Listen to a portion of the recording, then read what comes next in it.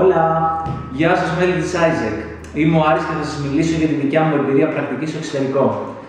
Εδώ και περίπου 2,5 μήνες είμαι στην Πορτογαλία και αυτή τη στιγμή είμαι στο γραφείο μου όπου εργάζομαι από τις 9 το πρωί μέχρι τις 6 το απόγευμα, κάθε μέρα. Όλα ξεκίνησαν πριν μερικούς μήνες όταν ήμουν και εγώ στο Headco, όπως είστε και εσείς τώρα εκεί.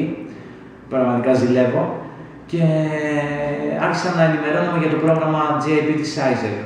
Άρχισα να στέλνω αιτήσεις από τότε, από τον Μάρτιο-Απρίλη την Άνοιξη, σε πολλές χώρες, στην Ευρώπη κυρίως, γιατί δεν ήθελα να πάω πολύ μακριά εκτός Ελλάδος και για προσωπικούς και για οικογενειακούς λόγους. Θέλω να σας πω ότι πέρασε καιρός βέβαια για να πάρω την πρώτη απάντηση. Είχα απογοητευτεί λίγο, αλλά ευτυχώς με τη βοήθεια του Πάνου και της Ξανθήπης που με παροτρύνανε να συνεχίσω να στέλνω, τελικά δικαιώθηκα. Είχα 2-3 απαντήσεις από χώρες, από Ιταλία, από την Πορτογαλία και από άλλη μια χώρα. Εν τέλει πέρασα από συνεντεύξεις μέσω Skype και αυτή τη στιγμή βρίσκομαι εδώ. Είναι σημαντικό να στέλνετε application συνέχεια για να κάποια στιγμή να ματσαριστείτε, γιατί δεν είναι απαραίτητο ότι θα σας απαντήσει κάποιος ή ότι θα επιλέξετε να πάτε εκεί. Απλώς είναι καλό να στέλνετε συνέχεια για να έχετε περισσότερες πιθανότητες.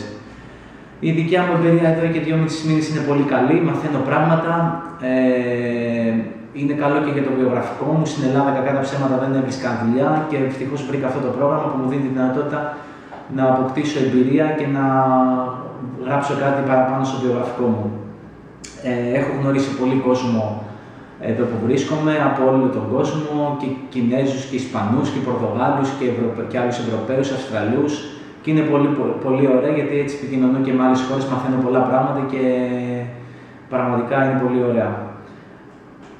Όποιος έχει απορίες, ερωτήσεις μπορεί να ζητήσει το email μου, θα το απαντήσω άμα βεβαίως ξέρω, άμα μπορώ.